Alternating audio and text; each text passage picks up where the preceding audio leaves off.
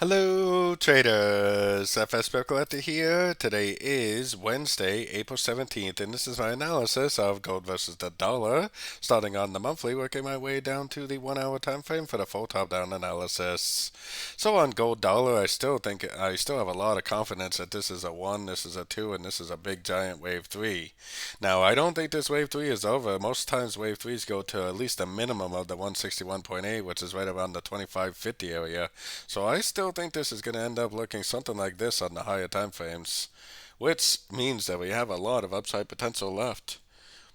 Going down to the weekly time frame, I mean, yeah, we definitely did get a big old spike reversal at the 138, but as you can see, that big spike candle, that hammer candle right there, definitely did not tell me that the trend was over.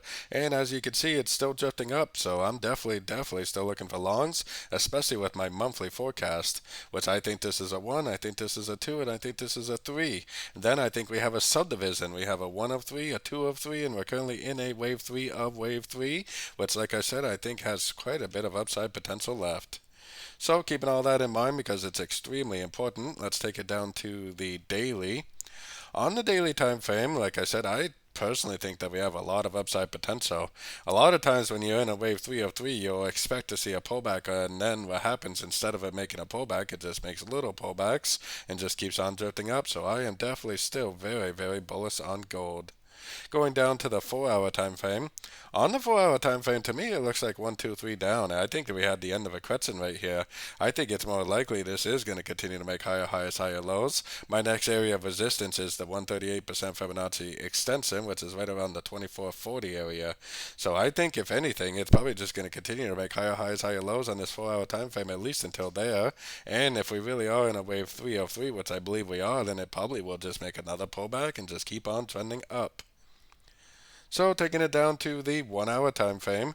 On the 1 hour time frame, ever since we had the end of this big ABC correction here, we've definitely been making the higher highs, higher lows, higher highs, higher lows. I think we're in a wave. Yeah, I think we're in a wave 3 of 3. I mean, I'm definitely still looking for longs.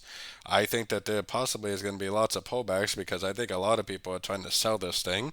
But I think we're in a wave 3 of 3, and I think we have a long ways to go to the upside. So I personally would not be trying to sell, but instead I would focus on trying to go long on every single pullback at the end of every single ABC correction you see for the continuation of the uptrend, which, like I said, my next target is right around the 2440 area, which I don't even think it's going to stop there. I just think that's going to be my next area of resistance. So, don't forget to check out my free Discord channel linked down here in the corner. And don't forget to check out my membership program that gives you access to the daily live trading sessions and access to my swing trade setups by signing up at my website, fxpipcollector.com. As always, thank you and happy trading.